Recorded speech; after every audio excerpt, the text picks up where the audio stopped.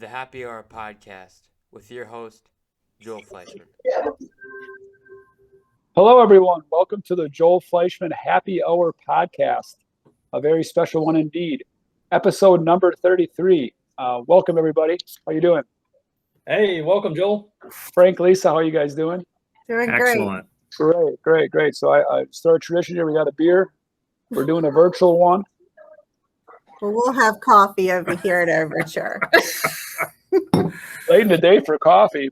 We date these around 3:40 Central. So We're on the second pot here. I love that. I had somewhere, Joel. I had a large cold brew at 12:30 yesterday afternoon, and that thing must have been loaded with caffeine because from 10 o'clock at night till 1 a.m. my eyes were like an owl on the wall. So I laid off the caffeine pretty hard today. For me anyway. So yes, welcome. I don't even know what to call this podcast. I would say just helping the people in Haiti. And we have friends here from Overture International. And if I'm saying any of this wrong, you guys fill in the correct dots. Oh, you're good so far. Yeah. So tell me a little bit about you guys selves and what is Overture International, just to start. So Overture International, we focus on sustainable development in Haiti, social, community, and economic development. We work with vulnerable families and children in southern Haiti. Yeah, and I've had some about a 10-year relationship with Lisa, and we've been down there working for a long time. And it's really has always been about the kids, and it still is, but it's kids in families and getting families to be self-sufficient, self-sustaining, and be able to take care of those kids. Right. And David, we had mentioned prior that you have a small role in this. I don't believe that, but go ahead.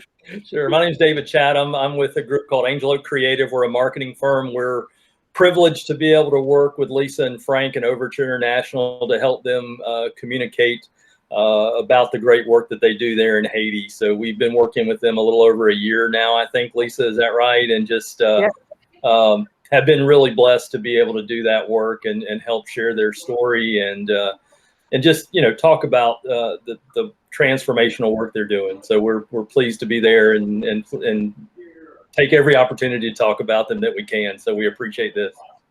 So my first question is, why Haiti?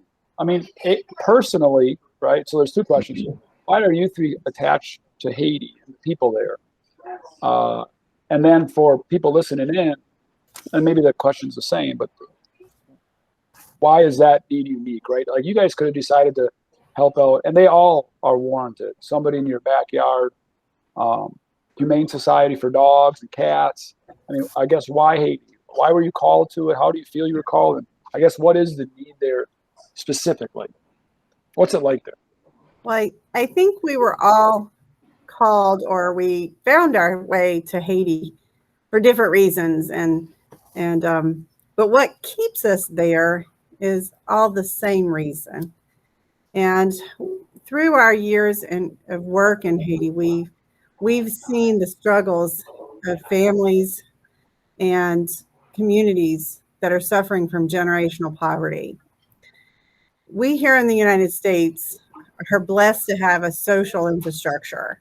So when we have needs, we have a crisis with our family, we have somewhere to turn. We have churches, we have social services, we have friends, we have family who have resources that come to our aid. And in Haiti, families don't have that. The government doesn't have a structure like that in place for families. So when families are struggling day to day just to provide one meal on the table for their kids, they have nowhere else to turn. As a result, many families become separated. They leave their children at orphanages. The children become restivics, which is like a household slave, or the children become street children, or they wind up in prison or in gangs. So we're working to strengthen families, and this is what holds our hearts to Haiti, because the need is there, and we are trying to implement a social infrastructure for families so that they have resources to turn to in times of need. Okay, well, you're not going to get off that as easy. You're still going to tell me your personal story, but well, that was a really good corporate answer, and I know you had, but I can tell you had tears in your eyes saying it. But that was a good elevator speech. But we're going to go a little deeper. Frank, what is your personal connection? How many times you've been down there? How did you get called? I mean, again, you're not from Haiti. You know, Right. you weren't born on a mission somewhere. So how did you get involved? What called out to you? How did that work? And Lisa started a good journey of what the needs down there, but I guess in your words. Right. Yeah. I think for me, I was in the Coast Guard for 20 years, and there was a period in the mid 90s when people from Cuba and Haiti were jumping on a raft and trying to get to the U.S. Right. And the Coast Guard was in charge of interdicting them and taking them back. And some got through, but most of them went back. And that's what piqued it in my mind. And then when I left the service and began to donate to the forerunner of this particular organization, I got an opportunity when I was doing some work in the Middle East as a consultant to go to Haiti and even help out a little bit. So I was just a donor. And eventually, as I got to the end of my consulting career, I felt this call, and an opportunity came up after Hurricane Matthew just destroyed Haiti to step into a role as a leader in the organization and help manage the donations coming in and really focus on the direction of the organization for the future. And that's where the fun began. And 4 years later, we're here with Overture.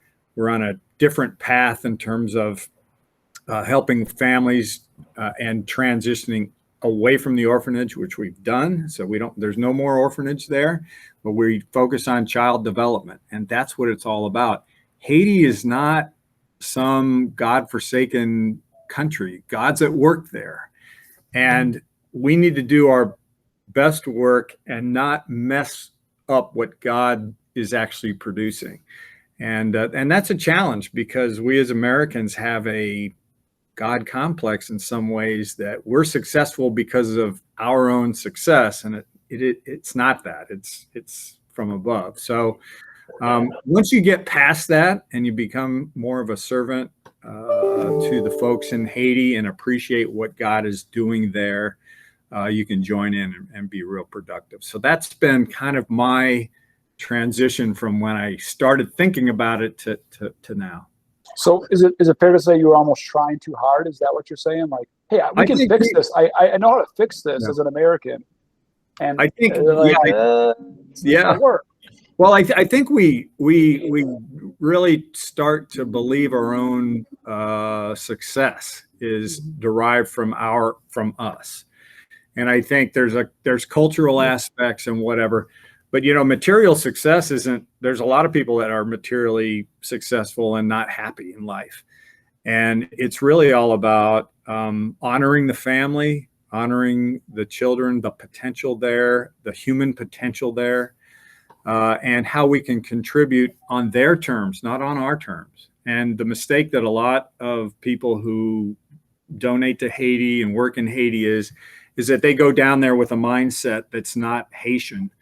And we have to humble ourselves and try to learn as much as we can about the people there that we're helping, and then let God direct our efforts. And that's taken a lot of work. I mean, it's taken many, many years to get there. And for me, it's been over a decade. So that makes sense a lot. And were you on the Coast Guard that actually intercepted the rafts, or you just knew about that through the Coast Guard? Yeah, I was not. I was in telecommunications and IT, and part of my job was to manage the communications flow between our command centers and the ships that were out there doing the work. And so I learned about it through that. I learned about it through friends of mine who were on ships, who were in Guantanamo Bay, at the meeting center. They would take them there, and then they would take them back home. And then hearing the stories about people who are actually in country dealing with the problems there. So that's how I got. So geography question, because not all of us are geography experts may be listening. Where is Haiti? What's that island look like? You know, what are we talking about? Because I think sometimes it seems like a faraway place.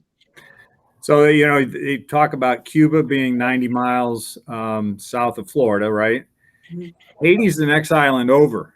It's a island called Hispaniola. It's got on the eastern side is the Dominican Republic. Punta Cana. What's that? Punta Cana, right? The Dominican Punta Exactly. Cana. I say it that way, like Punta Cana. Like I've been to Punta Cana. Like it's not Haiti. Like it's a gem. No. Like you go to the Dominican and it's a gem, right? It's an absolute diamond gem. At least the illusion of that is behind behind the compound of the all-inclusive places, right? The Us Americans. Yeah, the resorts there and everything give that certain impression. And that's half of the island? Half the island, there's like a dividing line that's north and south, and the other half is Haiti. And if you look at it from the air, it's denuded, forests are gone, there's erosion, there's the water is murky in places. It's not the same island. And I mean, they might as well just chop it in half and move it miles apart. Historically, what happened? Why is it Haiti? What happened? What was the... Well, it was a slave state. Okay. A lot of it was French, and the way the French got slaves and worked with slaves wasn't much different from us, but the dynamic was that the slaves revolted and kicked the French out. Was it uninhabited? No. Prior to that? No, there were natives that were there, and many of the African slaves that were brought over, mixed with the local folks. So it should have been a great story. Like that's a cool capitalist American dream, right? The slaves won. Like, so what happened that? How did it? They weren't educated.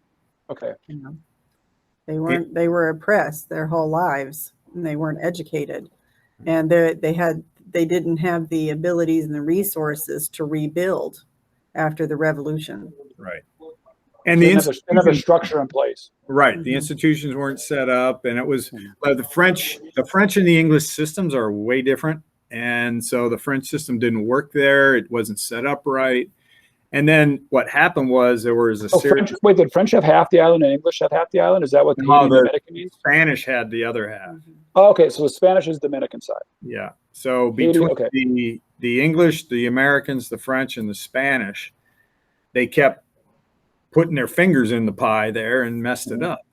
Right. And it never was able to grow and develop on its own.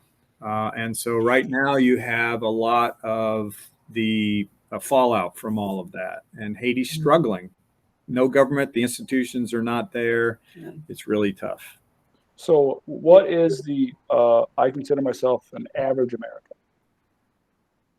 True or not, we all think we're the average American, maybe we're not. But what is the average Haitian family looks like, what makes how much, and what's their 9 to 5 look like? Where do they live? What does that look like? Very different than here. So the families we work with, of course, live in extreme poverty. So they make less than $3 a day.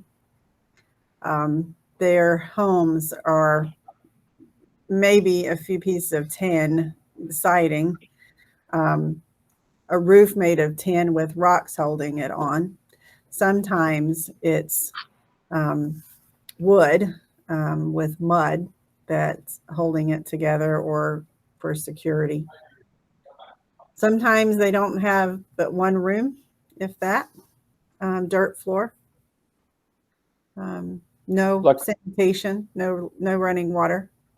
And they have a communal bathroom, or no? Just go outside, or they go outside. Some of them will have what they call a African toilet made, but most of them do not have proper sanitation. No electric in the community, maybe no electricity. And what's the what's the economy, right? I've heard they don't really have an economy. There's really no jobs. So what do they do for the $3 a day? What is available? So many of the families go to the markets and they sell farming goods, products that they could obtain. There's construction, and this is one reason our work is so important with you guys in building homes, because we do create a working community. Every time we build a house, we create a working community.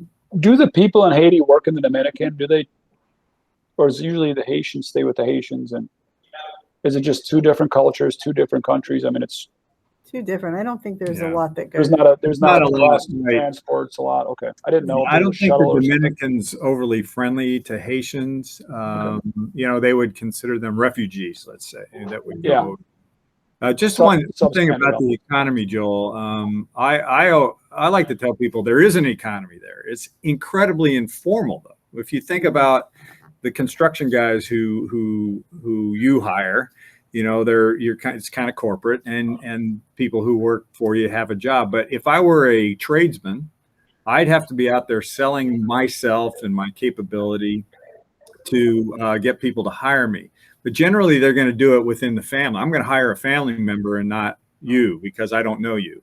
So people who can actually get a trade have a leg up. People who have a family tie have a leg up.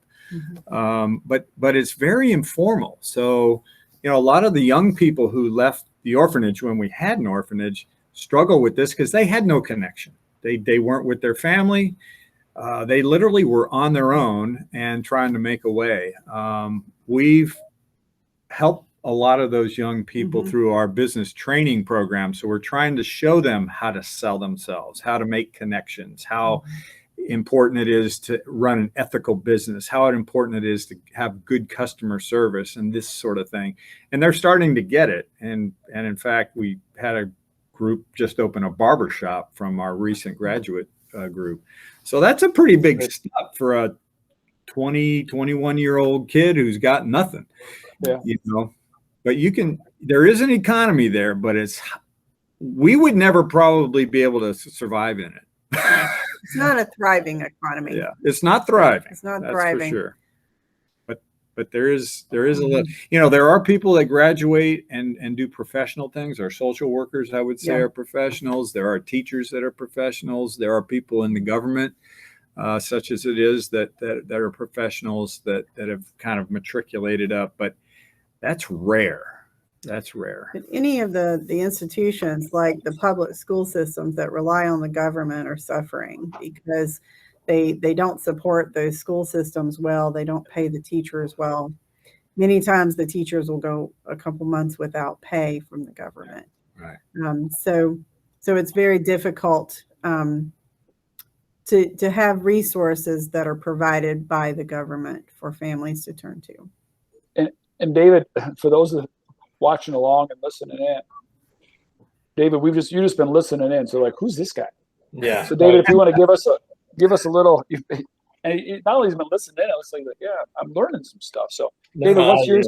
I know you're a supporting arm of this, but fill us in what you know, your spin on it, your intel, all that kind of stuff. Yeah, it's, you know, I learn something new from Lisa and Frank and the team every day. It's funny. I was just talking to Lisa, I think it was yesterday or day before, and I thought I had this great idea to help get. We struggle as marketing people. We want to have, you know, really good images of the work, like the houses that you're helping to build there. You know, and we've talked about this with your team as to how difficult it is to get those pictures. So I had this idea of, hey, why don't we just get an SD card and get that SD card, take pictures, and then just mail it. You know, we're not in a hurry. And Lisa's like, David, there is no mail system in Haiti. And I had no clue. There isn't a postal service in Haiti. So, you know, it blew my mind to think, okay. That blows my mind. That blows my mind. Exactly. I mean, they're a couple hundred miles from Florida, right? Mm-hmm. Yep. Absolutely. And it's the year 2021. I couldn't move there and no one could get a hold of me. Do they have a cell phone system? They do have a cell phone system. Now it's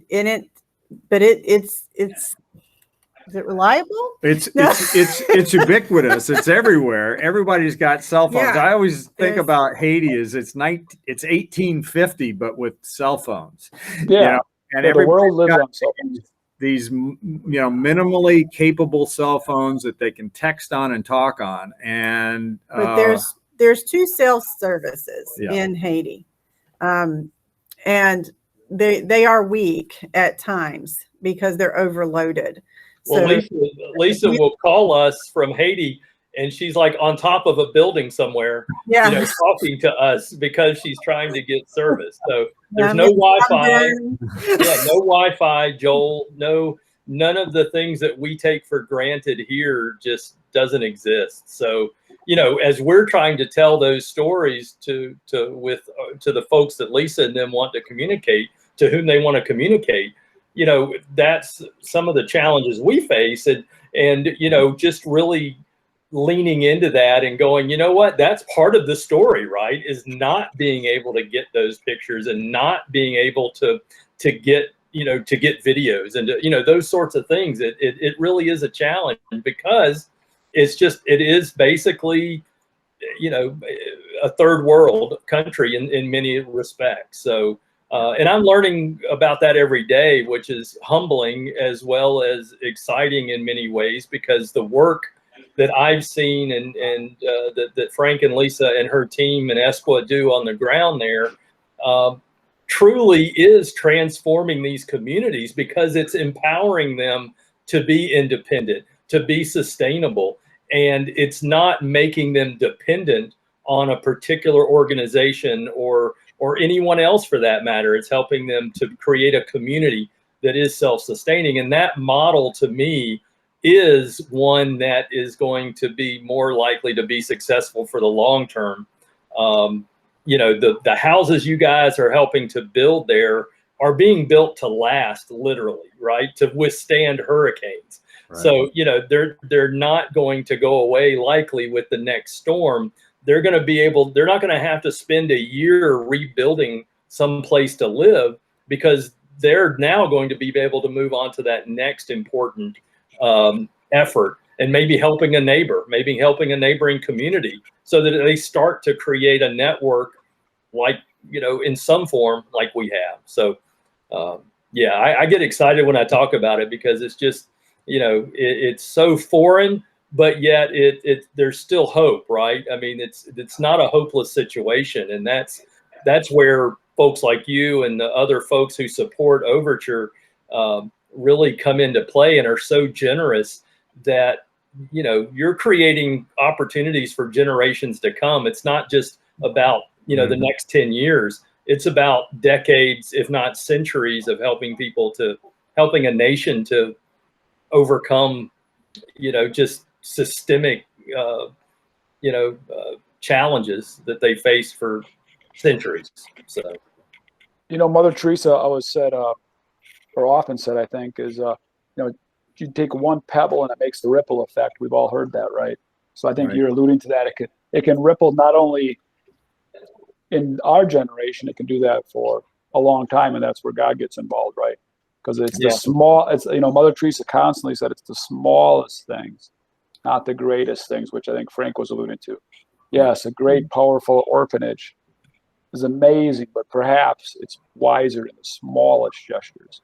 Well, just helping someone invest in building in a concrete mixer, a small hand cranked concrete mixer, right, can change their life forever, because it gives them a trade, and it puts them in a position of being independent and being able to do something that contributes to the greater good of the community. So, it's those simple things, right? And again, we have concrete trucks going down the road every day, and we take it for granted. And these folks, we're talking about building a school right now in Tiburon, and we're talking about getting Lisa having to procure enough concrete mix to start building blocks by hand, basically, right? To be able to build the school.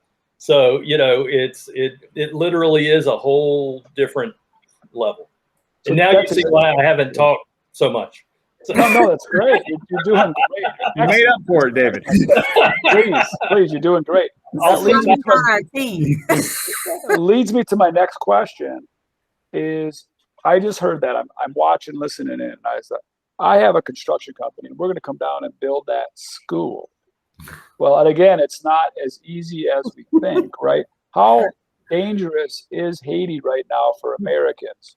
How are you guys going down? I know they've had very, I don't know, toxic government, mafia, mob. I don't know what you all call it, but it was, I mean, I know for a while talking to Frank and Lisa, nobody's going in, nobody's coming out, and we can't even get supplies there. So where is it at right now? It's still pretty dangerous because of the gangs and the protest, the political status. There has been a lull this last month because they are preparing a referendum, I think, with the government. So, that's to come in the next month. So we don't know what it's going to look like, but it's remaining pretty active with the gangs and the violence. What makes it difficult for our organization and where we work is that we have to get from Port-au-Prince to Lacaille.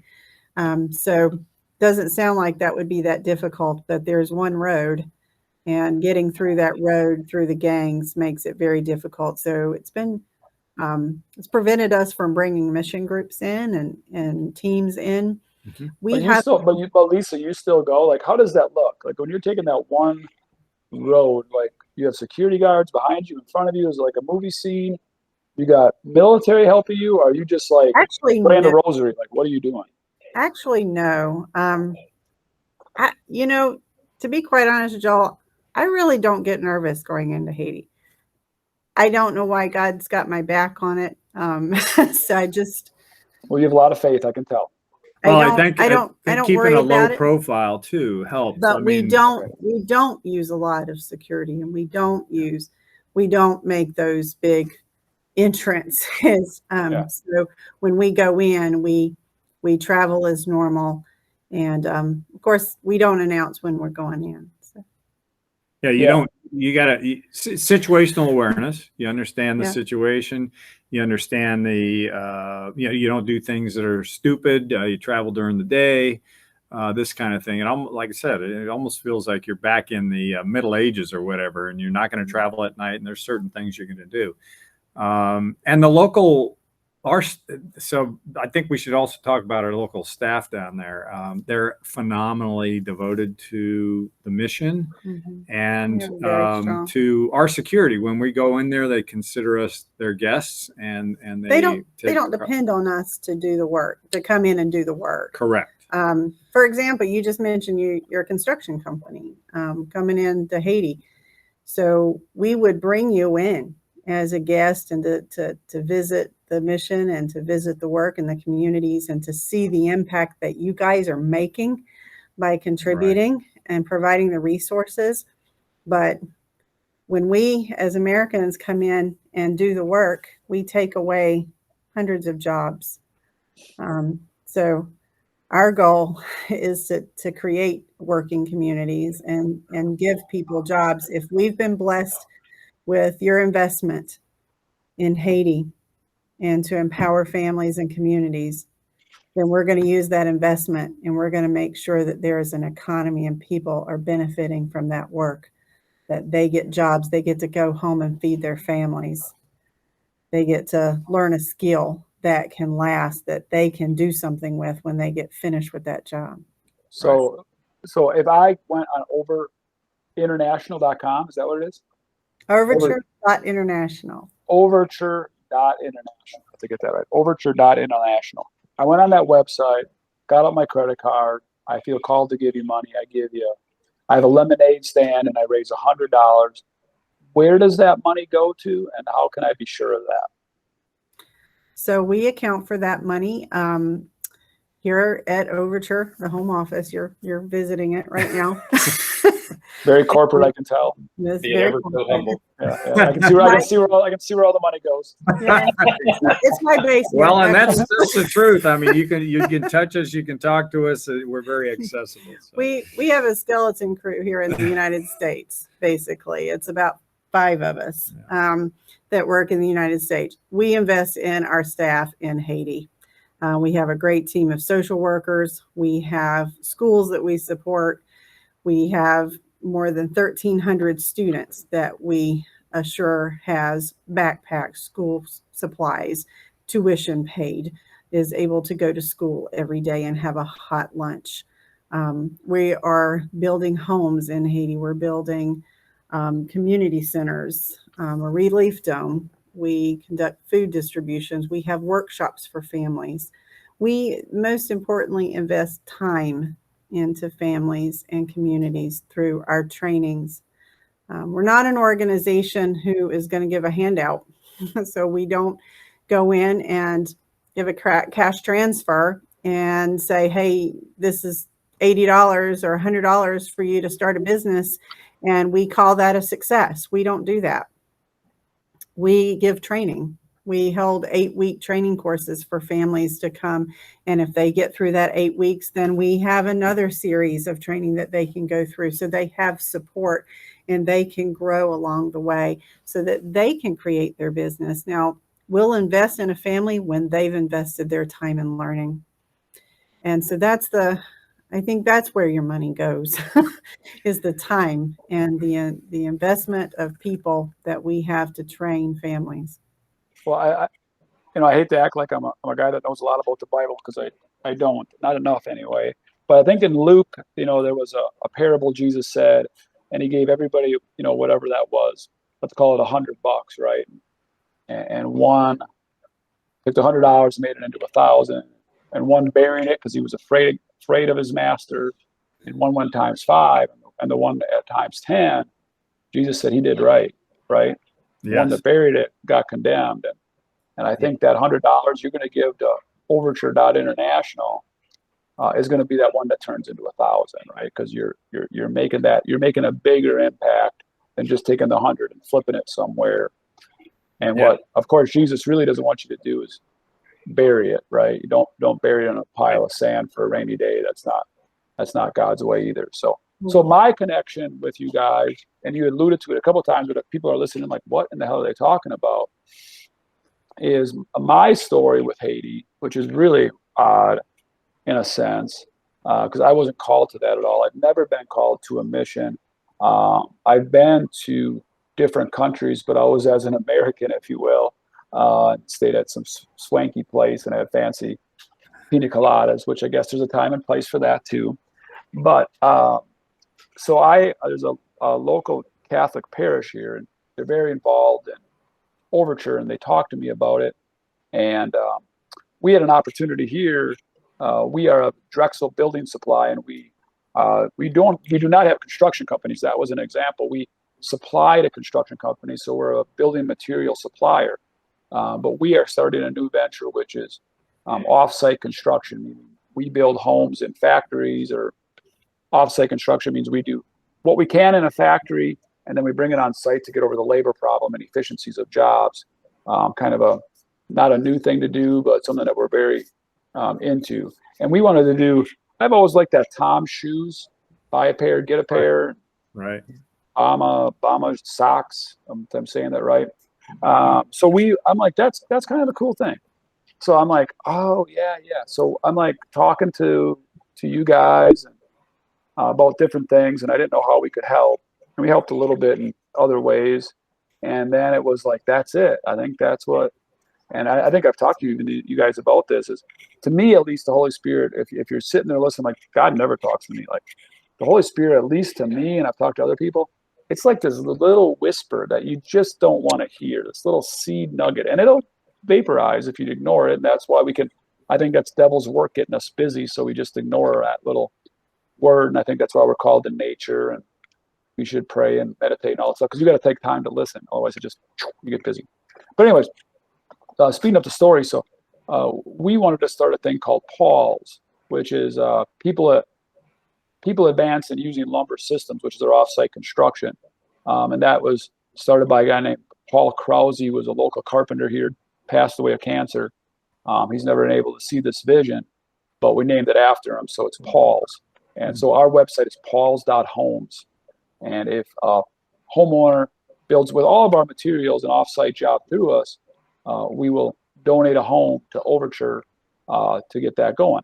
So we just started this, so we don't have this massive success story like Tom's right now.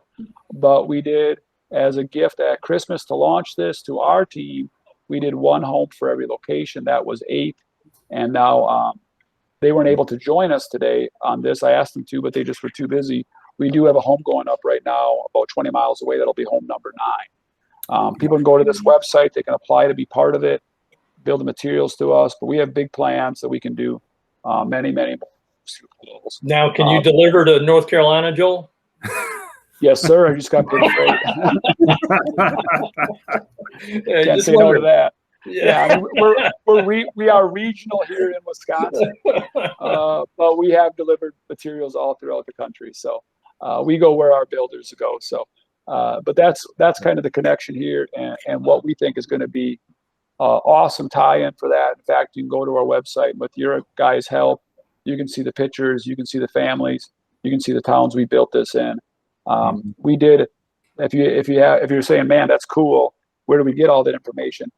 If you've ever read the book Promise of a Pencil, was part of this inspiration. So he went out on a mission, and it all started with a pencil, and he built schools around the world at this point. But that's kind of my side of it a little bit. So I'm always so happy to talk to you people and get more of that information and to share the story, because I do think for some reason I'm kind of called to help the people in Haiti at this point. So as well, and we do help people here as well, and everybody needs help some way or shape or form. And I think you guys said early on, well, we can't wait to show you down there. I'm like, I don't know if I'm ever coming. I just want to help. Well, I'll tell you what, it's again, different deal. So in the U.S., you build a house, you got a nuclear family or some type of family that's living together. In Haiti, a good house like this is going to bring multiple generations into the same household. It may bring extended family members into the same household. And so it really is something that brings families together. And Haitian families are a little different in that you have to have multi-generational and extended family, because you don't know who's going to bring the resources into the family. Yeah. And so the more you have together, the more synergies that you create within this structure, and it does things that you would never dream that it would do. So isn't that kind of true though? The more you lean on the family, the better your life anyway, right? I mean, absolutely. Something to kind of learn from that, right? I agree. Totally agree. So can you explain to me what this house is, right? Again, we're Americans. We think it's going to be a wood structure with a roof. If somebody would go to Paul's.homes in Wisconsin and do this, or if somebody would just go to Overture International and say, I just want to give you money. I want to do this too. I want to just build somebody a house. What does that house look like? And like, what is the particulars of the house? So it's a cinder block house. Well, it's with rebar, a solid foundation, about a 7 to 10 inch foundation, tin roof. It is secured a little bit more firmly than most tin roofs in Haiti. We secure the roofs with rebar, concreted into the beams. It's a 3 to 4 room home, depending on the family. It has a porch, has an area in the house that can be a bathroom. Depending on the area we're building, we can't always put the bathroom in the home and put a septic tank system in. It all depends on where we're building. Now, we tend to go to the worst of the worst locations. So building a home in this community sometimes doesn't just help one family. Like Frank said, it will help 5 families, because there'll be family members in 5 different shacks living around. They'll come together to cook their meals. They'll share resources. of 15 people, there may be 2 people that are actually bringing money in, that are actually going out and working and supporting 15 people. So when one home is built for that family, you're helping that whole small community of people. That's great. Well, thank you. And does it have electricity, or do most communities not have the grid work to get the electricity right? Most communities do not have electricity or the ability to get that. That's absolutely, I know David shakes his head too. To me, that's just wild, right? It's just wild.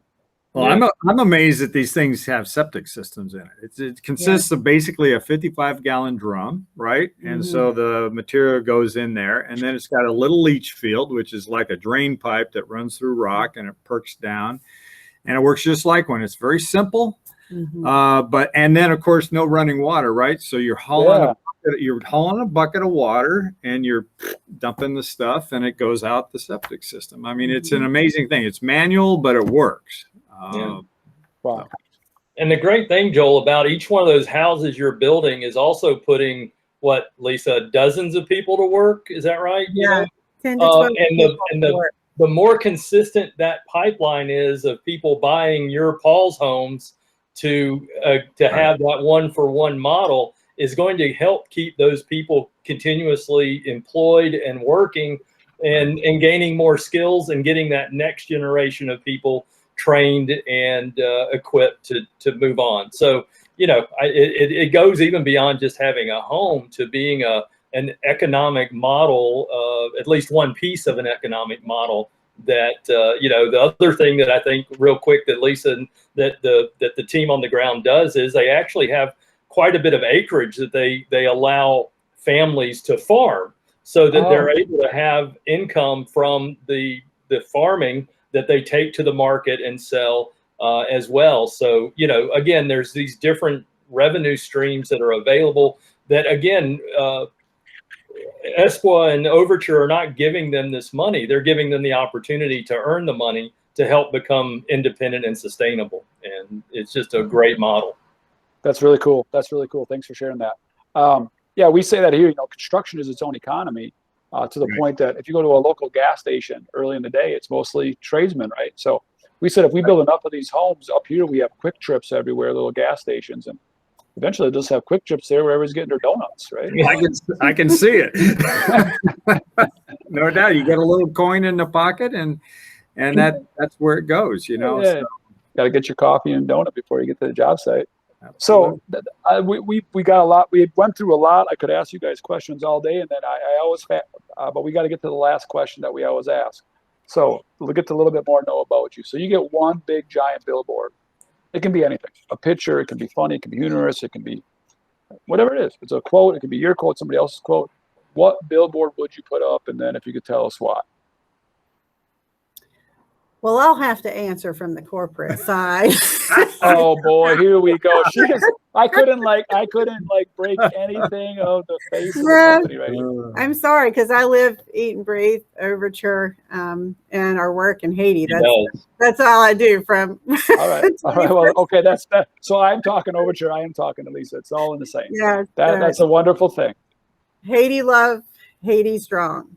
So we love the families that we serve. And we love equipping them in ways that they can become strong, independent, and self-sustaining.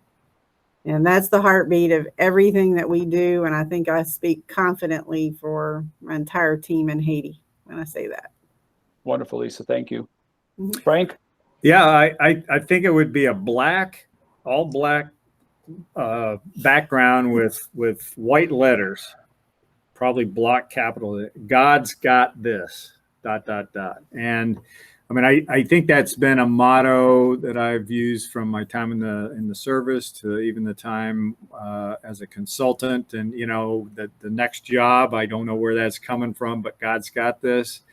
To our work in Haiti, even going there, God's got our back in terms of our safety. Yep. And again, I can't emphasize this more. It's not about us going down there and doing it. It's about God doing the work through us and through what we are able to provide. And if we're able to walk with those folks in Haiti, living their life, letting them come up with their own solutions to problems and whatever. And we trust that God's got that process. We're going to be all the better. So I think that works for me. Well, Frank, every time I've ever talked to you or seen you or on a video, you've always had so much joy within yourself. And it's probably from God's got this, because I do think when you just give up and just don't try so damn hard, there is a peace that comes over you and a joy and a grace. Even just with this pandemic, people were just trying to fight it so damn hard. Yes. And if you'd have just said, God's got this, yes, that does not mean I'm vulnerable, does not mean we don't have issues. But again, the joy and peace and grace that God will provide you once you give up is something that I've seen come through you every time I did talk to you. So I appreciate that. Not in control, Thank you. are we? Well, and there's a freedom in that. There's a freedom in that. Yeah, there really is. So. Yeah. And David, for you? Yeah, I think I've mentioned to you, I'm a billboard junkie. My wife and I, we drive down the road and we rate billboards. Just, the best ones are like 4 words, Geico motorcycle insurance. That's it, right? That's so we're gonna do this right now. I think in my lifetime, last 20 years, they're getting way worse. Yeah. like they used to be better, and now like again, guys like me and you, I'm like, this isn't that hard. Like you're zooming by, they got like phone numbers and addresses. Like, yeah, that looks cool on your computer. Like the font's like that big. I'm like, nobody's reading it. Yeah, I get it. So is there before we get to yours, is there like one that you're like, that's a 10, that one nailed it, that stands out, or Geico got it down there? I agree. Cracker Barrel. It's like Cracker Barrel, breakfast all day, next exit, right? I mean, that's it. Right? So I mean, that's what I want to know. That's all you need to know. So yeah, I get it. So I always wondered if I ever did a billboard, I wanted to be like the live guy on the billboard, like get a tent, and like for 1 week I'm just on the billboard, like a porta potty and a tent, and I'm like, maybe they could come up and visit me, and you're driving by, I'm like, is that dude still up there? Right? Like, I'm just waving to people and on my phone I'm doing interviews and I'm grilling out at night. Like, that's right. Because I'm always like staring at that billboard for lifestyle. I'm like, is that where that guy used to hang out? Is he gonna do that again? It's an interactive experience, right? Yeah, it would be an interactive experience. If I ever did a billboard, I try to make it interactive somehow. So anyway, that's probably more information than you need to know. But no, it's great. I would make sure that this is on a route that I go every day so that I see it, because it's something I need to remember. And you and Frank actually hit on it, is joy. And that's Jesus, others, yourself, right? And Jesus first, others second, yourself last. And, for me, I mean, I see Frank and Lisa live this out every day. So, it's a reminder to me. But if I can put myself at the end of the list, serve Jesus and serve others, everything else is going to take care of itself. So, sometimes I do, sometimes I don't, but I do know that when I do it, life is a whole lot better for me and everybody around me. So, that's interesting, but I do think some people struggle with that too much. So I'll challenge you on that a bit. And maybe not for you, but you've got to really fix yourself first before you can help others.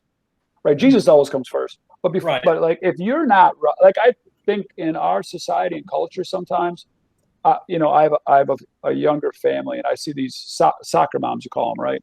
They live their life through their kids, and they live their life for their career. But where are you at?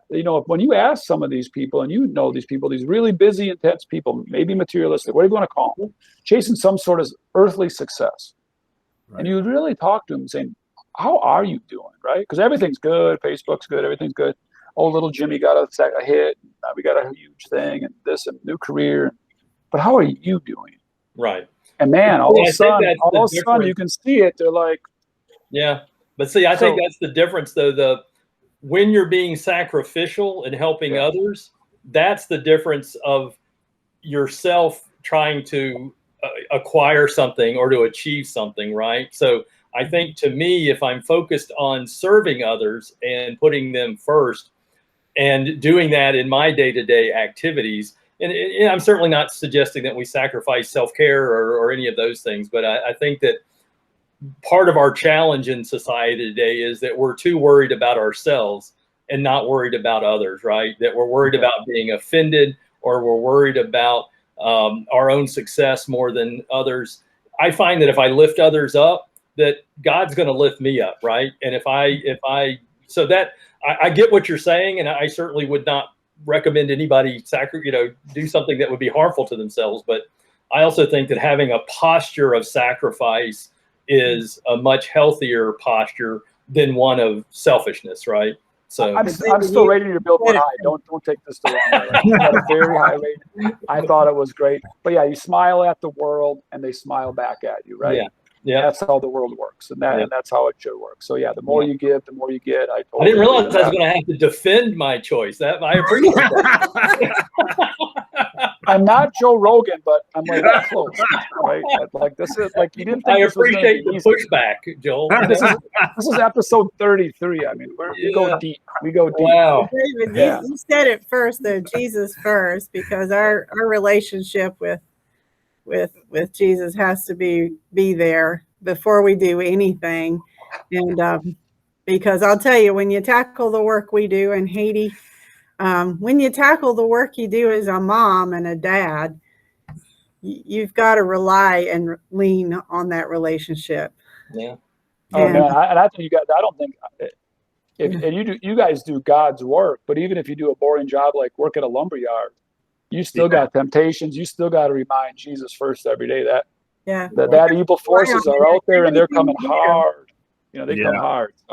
So I appreciate all of you. I appreciate all of you so much. Is there anything else I forgot or you'd like to add in? No, I just want to say thank you, Joel, because you guys have been an answer to prayer. So to not just our organization, but to the families in Haiti. And these families are in desperate need. And you guys just stepped in at a time that we have such a long list of families. And you guys stepped in at a time where I was able to make that call to Haiti and say, hey, the next 8 families have homes. And you could hear the tears from our team because they care about the families so much. And they know how much this was going to impact their lives. So I just want to say thank you and share a thank you from our team. Yeah. Well, sincerely, I hope we're just getting started. I hope this is just the mustard seed to grow a big tree. So we'll see what happens. Thank you all. Thank you, Joel. Great work on all of this. We're so grateful for that relationship. So you're setting a real example and you're making a difference. So thank you. All right, great. Well, keep praying for us as we pray for you, and you guys keep up the good deeds. Okay. Yeah. Thanks for coming on. I appreciate it. Be good. Peace. All right. Thank you you. too. Take care. Thanks, guys.